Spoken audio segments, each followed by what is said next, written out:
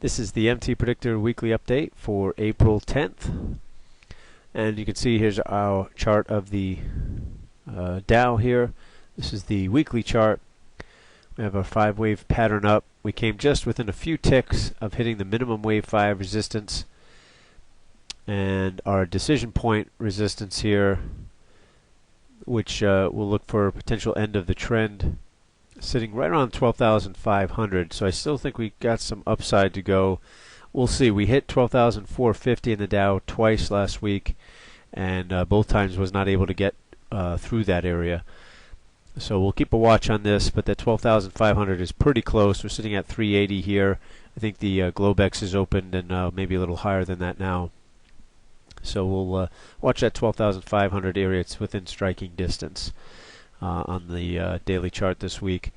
A few pieces of news this week that are scheduled anyway, that may be bigger reports. That's Thursday and Friday with the jobless claims and the PPI and the CPI, Consumer Price Index. So let's keep those in mind as they may affect the markets intraday as well. And then let's take a look at the I'm going to take you through kind of what we look at each morning before the open, how we set up these E-minis with our help from the MTPredictor software here. Okay, here is a 15-minute chart of the NASDAQ futures here.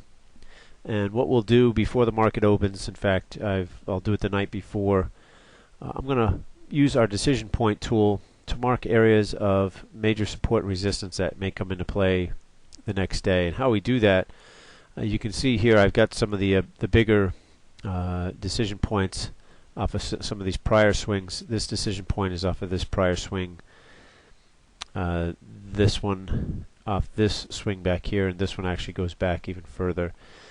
Just in case to the upside, if those come into play, these will be major resistance areas during the day or during the week, intraday when we're trading. And of course, same to the downside. And I'll show you how we put these on. I'm just going to use our decision point tool. If I click on this prior swing high here, it plots that one. I should use this one right here. Okay. So this area in the NQ tomorrow may come into play, sitting at just about 2335.50 in the NQ. We've got a little swing low here. I'm going to take the DP off this 15-minute swing low. Okay, gives me another area. This will be support. So we'll provide some support tomorrow if the market does come down in this area. Sitting again, this is about 2302 in that area.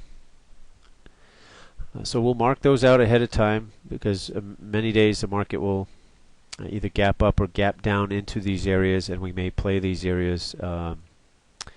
We may sell in this area. We may buy if the market comes down in this area. But what we'll do is we'll drill down to the 3-minute chart. In fact, if you see here, I'll show you on the 3-minute chart what we saw on Friday as well. So here's the 3-minute chart of the NQ. This was Friday's open. Of course, Friday's close. You can see we had a gap up here. It was actually a gap that was inside of the previous day's high and low. Those gaps tend to fill. Okay, here we had a prior swing high here. If I take my decision point tool up here, I click on this prior swing high. Okay, and I would have done, this is one of those I would have showed you on the 15-minute chart that we've done before the market opened on Friday. It was a swing high from Thursday. Projects this DP out, and look, the market and the NQ gapped right into this decision point resistance area. It was an inside gap, so we were looking for this gap to fill. Of course, it did fill. The target initially on this trade would have been the opposite DP off the prior swing low here, right in here. Now what happened is we set this trade up. This is what it looked like. Okay, it was about a little better than 3-to-1 risk reward on that. So a nice trade setup. But as the as once the gap filled, of course, we got a little retracement here, which was a minor ABC pattern.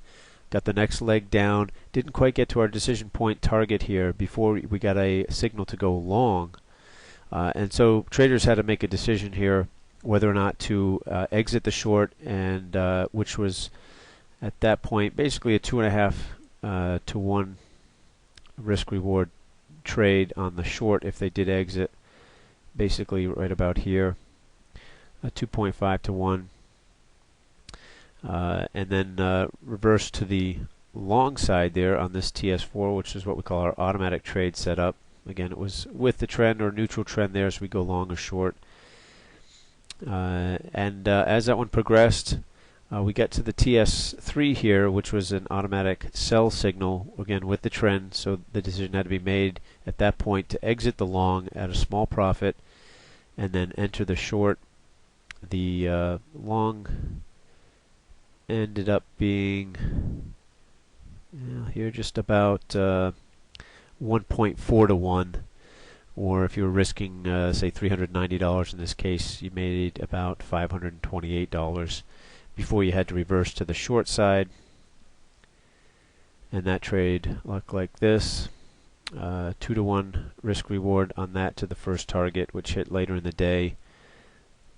If I expand this out, you can see, so quite a nice profitable day. Two of them were just standard trade setups that the software provided. One was one that we created using the software ourselves, using the tools to locate those areas of support and resistance with the DPs, setting up those trades, knowing the tendencies. Inside gaps tend to fill.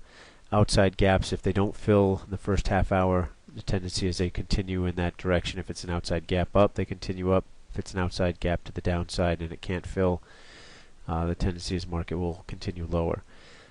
And so having those having these parameters placed and those tendencies known, then we can trade accordingly. And so a nice day on Friday. And if I just remove some of this and these wave targets here, if I can, and I'll show you here. So what I've done, the market obviously hasn't opened. Here's Friday's close. I've got Friday's high marked out here, Friday's low. And so I will look to see whether the market gaps tomorrow morning inside of Friday's high and low, because if it does, chances are that gap will fill, whether it's an inside gap lower or inside gap to the upside. Those will tend to fill, and we'll look for maybe some support or resistance areas for that gap fill to take place. If it's an outside gap to the upside, well, we've got a lot of resistance up here on these DPs, but if it's an outside gap up and that gap can't fill, the tendency is the market will try to move higher. If it's an outside gap to the downside below yesterday's low and that can't fill the gap in the first half hour, so chances are the market will go lower. And we'll look for those trade setups. Of course, we do always have the automatic trade setups that the software provides. We combine that with a little knowledge about the market ourselves and those support resistance areas, and we kind of try to carve out a day for ourselves. So hope that's helpful, and we'll look at the markets again. We'll see if we hit those major targets that are on the daily Dow, weekly Dow, and same as with the ES and Q. Russell already hit its resistance and has pulled back, and we'll see how these play out the rest of the week. Alright, we'll do it again next week.